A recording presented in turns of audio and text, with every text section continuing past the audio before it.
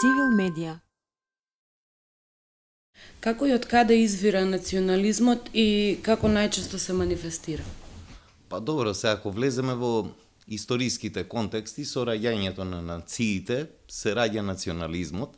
Ја би сакал малку да го поанализирам тој, како да речам, психолошки момент, што тој всушност подразбира и како влијае на психата на луѓето и на нивното однесување, за да влезат, како да речеме, во шините, во колосекот, во колоната на истите кои што се сопоставуваат со поинаквиот.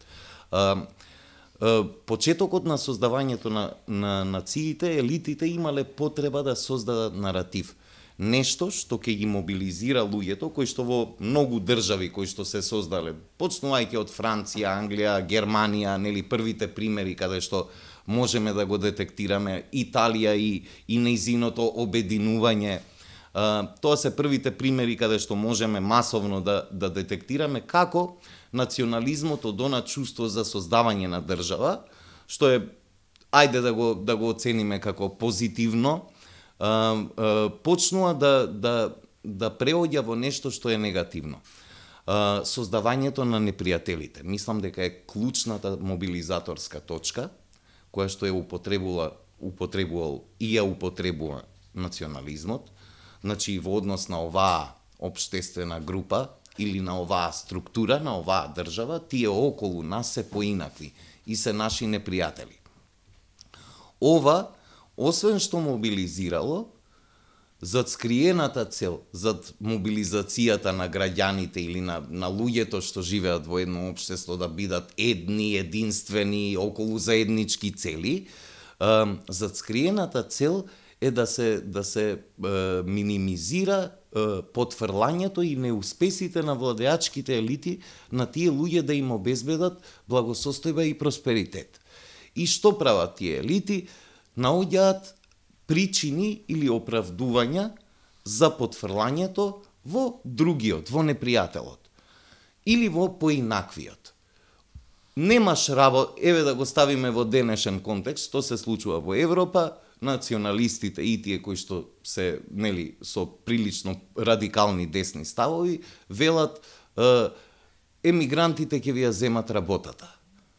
Не е тоа, значи, не е прашањето дали тоа општество или таа елита создала доволно услови за да има работа за сите, туку веднаш се наоѓа оправдувањето дека некој друг доаѓа ја зима работата.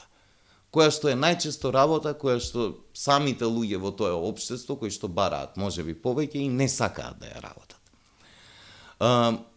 Тоа се тие точки психолошки околу кои се мобилизира. Стравот од напад, од агресија. Можеме да влеземе во контекстите во кои што грчкиот национализам действуваше во 90-тите, дека постои некаков страв од напад од Македонија, која што е 10 пати помала, а да не зборуваме колку пати понемоќна од воен аспект во однос на грчката армија.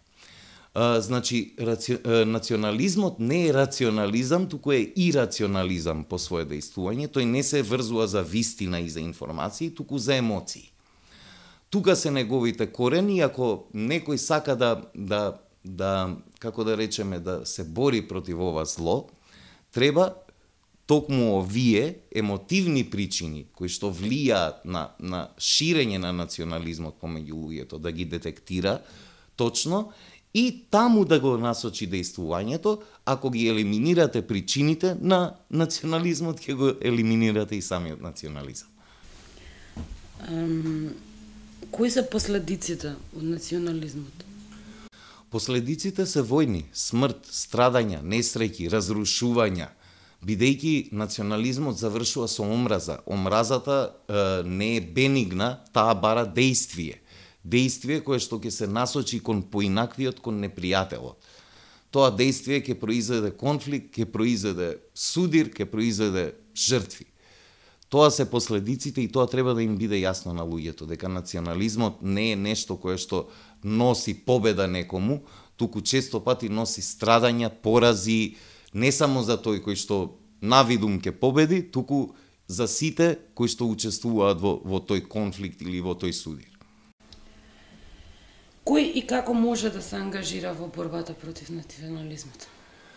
Сите во општеството може да се ангажираат и треба да се ангажираат. Тука пред се мислам на политичките елити, на политичките партии и други организирани структури политички кои што действуваат во општеството, граѓанското општество секако, медиумите кои што се мощне важен дел затоа што преку нив се ретрансферира или се распрскува национализмот во етерот и во главите на луѓето. Го спомнав образовниот систем, или ако не сум го спомнал задолжително, действувањето против национализмот се работи најдобро преку образовниот систем. И сите делови на општеството каде што луѓето интерактираат. Тоа подразбира правила и норми кои што ќе оневозможат депривилегирање и дискриминација на луѓето. Ако се луѓето дискриминирани или депривилегирани, често пати вистинскиот виновник нема да биде тој што ја создава таа дискриминација, туку ќе биде поинаквиот. И затоа омразата раѓа омразата раѓа гетоизирање и сепарација.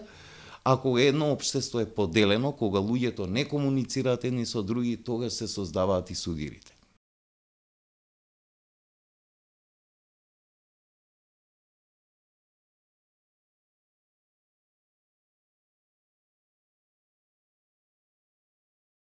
Civil Media